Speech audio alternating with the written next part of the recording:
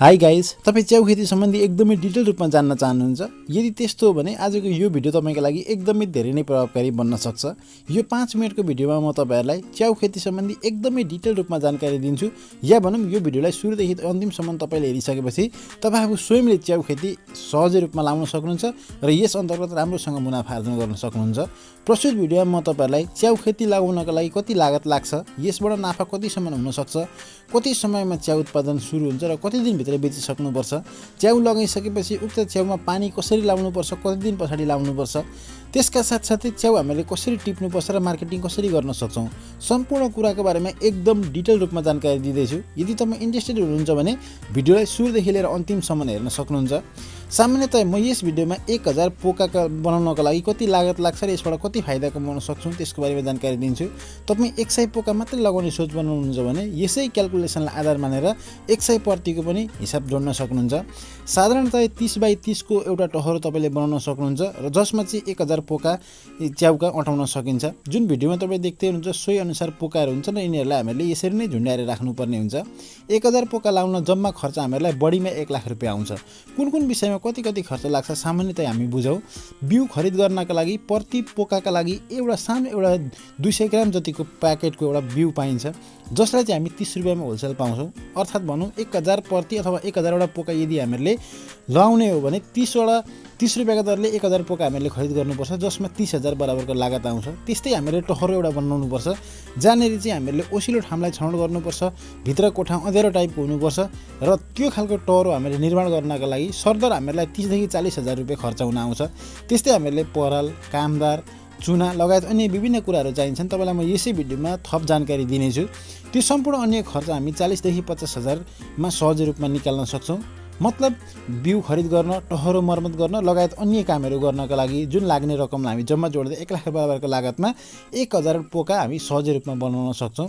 अब यसबाट हामीहरूले उत्पादन कति हुन्छ त तपाईँको मनमा प्रश्न हुनसक्छ। एउटा पोकोमा हामीहरूले उत्पादनको लागि तयारी अवस्थासम्ममा 3 केजीदेखि 5 केजीसम्म फल्न सक्छ। सरदर हाम्रो 4 केजी फल्यो भने 1000 पोकामा 4 केजीका दरले फल्दा 4000 केजी हुन आउँछ। 4000 केजीलाई 200 रुपियाँको प्रतिले हिसाबमा बेच्दाखेरि पनि 8 लाख बराबरमा हामी बेच्न सक्छौँ। त्यस्तै 3 केजी मात्रै फलेको अवस्थामा पनि 1000 वटा पोकामा 3 केजीका दरले फल्दाखेरि 3000 केजी हाम्रो उत्पादन हुन्छ र 3000 केजी 200 रुपियाँको दरले बेच्दाखेरि पनि 6 लाखमा बेच्न सक्छौँ। यो 2 महिनाको पिरियड हो, अथवा भनौँ 22 देखि 25 दिनदेखि च्याउ सुरु हुन्छ उम्रिनलाई। हामीले टिपेर बेच्नका लागि योग्य भनेको 28 देखि 30 दिनका दिनदेखि हुन्छ। 30 दिनदेखि 60 दिनभित्रमा हामीले त्यो च्याउलाई टिपेर बजारमा पुर्याएर बेच्न सक्छौँ र हामीले प्रति केजी 200 का दरले बिक्री गर्दाखेरि 1 लाख रुपियाँ लागत लाग्यो र एउटा पकेटमा 3 केजीका दरले मात्रै फल्यो भने पनि हामी सरदर 6 लाख बराबरको सामान अथवा च्याउ बेच्न सक्छौँ। हाम्रो 1 लाख रुपियाँ लगानी हुन्छ, त्यसमा हामी 5 लाख रुपियाँ 2 महिनाको समयको अन्तरमा कमाउन सक्छौँ। अब च्याउ हामी कसरी उत्पादन गर्न सक्छौँ यसको विधि जानौँ। यो डोरी तपाईँको यो मैले चाहिँ यो ताले पछि फेर्न नपरोस् भनेर यो लाइलनको डोरी ल्याएको। अहिले बजारमा यो लाइलनको डोरी आएको छ। हजुर हजुर। तर उहाँ मैले पहिले देख्दा चाहिँ यो प्लास्टिकै डोरीमा लाउँथेँ, तर प्लास्टिकको डोरी कोही बेला चुट्टेर पोका लडेर विभिन्न कुरो नि भयो। अनि फेरि अर्को ताल रोप्दाखेरि फेरि अर्को डोरी लाउनु पर्ने। अनि यो चाहिँ अर्जिनल यो चाहिँ धेरै वर्ष थाम्ने भनेर यो लाइलनको डोरी ल्याएको। यो 300 रुपियाँ किलो पर्छ होइन। हजुर हजुर। अनि तपाईँको यो लगाएपछि 2 वर्ष, अहिले 2 वर्ष भयो। 2 वर्षसम्म चुडिएको छैन। अनि यो प्लास्टिकको प्याक पाइन्छ खरिद गर्न बजारमा? पाइन्छ। यो बिउ जहाँबाट ल्याइन्छ। हजुर हजुर। यो प्लास्टिक काटेर कुटी बनायो, कुटी बनाएर चाहिँ जाली बोरामा हालेर ट्याङ्की बनाएको छ। ट्याङ्कीमा 12 घन्टा डुबाइदियो। त्यसमा चुना अनि ब्लिचिङ पाउडर हालेर त्यसलाई पराल धुनु पर्यो, सफा बनाउनु पर्यो। पराललाई पहिले सफा बनायो त्यसलाई निकाल्यो, भट्टीमा उमाल्यो। होइन पहिले निकालेर तार ओभाएपछि अथवा पराल त निकाल्ने बित्तिकै ओभाइहाल्छ भनौँ न। त्यो जाली बोरामा हुन्छ, ओभाउँछ। ओभाएपछि ल्याएर भट्टीमा पकाएपछि अनि त्यहाँदेखि अनि भ्याए त्यही दिन रोप्ने, नभ्याए भोलिपल्ट रोप्दा भयो। रोप्दा चाहिँ कस्तो सिस्टम यतिकै अब रोप्दा पनि त केही सिस्टम हुन्छ होला। जस्तो मान्ने प्लास्टिकबाट पाउच आउँछ, पाउचमा सुरुमै बिउ हालेर सबै पराल हाल्ने हो कि होइन? कस्तो छ यसमा?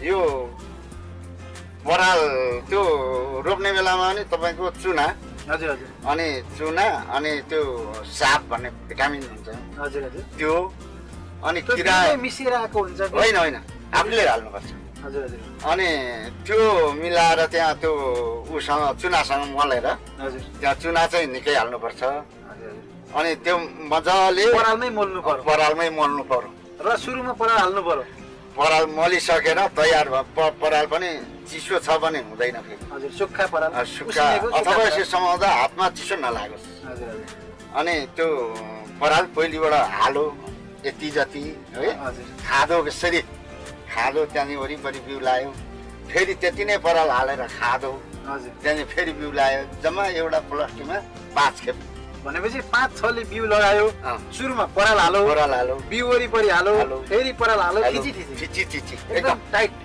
जति टाइट भयो त्यति राम्रो पोका भेट्ने भनेपछि अनि 5-6ले बनाइसकेपछि मुख बाँधेर ल्याएर अनि रुवा लगाउनुपर्छ यो अक्सिजन अरे होइन यो बिउ झागै हुन्छ अनि त्यसलाई चाहिँ अक्सिजन चाहिन्छ अरे नभए बिउ मर्छ अरे भित्र त्यस कारणले यो 8वटा पुवाल पारेर रुवा हाल्छौँ रुवा पकेटमा 8वटा पुवाल बनाएर रुवा हाल्छौँ अनि त्यो रुवा चाहिँ 20-22 दिन भएपछि यो जुन पोका सेतो भएर आउँछ सेतो भइसकेपछि अनि त्यो रुवा झिकिदिन्छौँ हजुर त्यहाँदेखि यो ब्लेडले काटिदिन्छौँ हो त्यहीँबाट अनि यसमा पानी हाल्ने सिस्टम पनि हुन्छ भनिन्छ सुने हुन्छ पानी हाल्नुपर्छ यो पानी कति दिनमा हाल्ने जस्तो रोप्ने बित्तिकै भोलिपल्टदेखि नै पानी हाल्ने हो कि होइन कहिले कति जब उम्रिन थाल्छ हजुर यो पराल भित्र छ माटोमा भए त मर्ने थिएन होइन पराल त ओभानो हुन्छ अनि त्यसको जरा मरिहाल्छ भनेर पानी लाउनु पर्यो जब उम्रेपछि उम्रिन थालेपछि पानी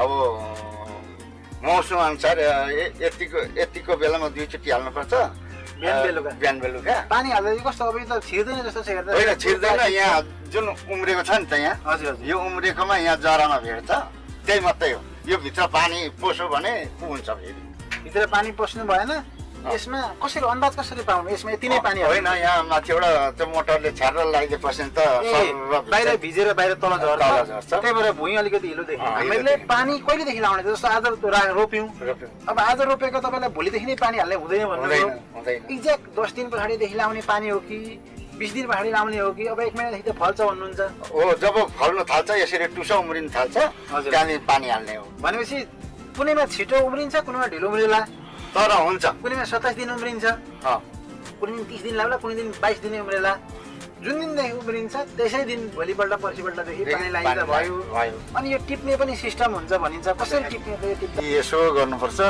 यो भरिसके जरा वहाँ नरहोस् क्या जरा पुरै निकाल्नु पर्यो च्याउ निकाल्नु पर्यो यसरी यो जरा वहाँ रह्यो भने यो कुन छ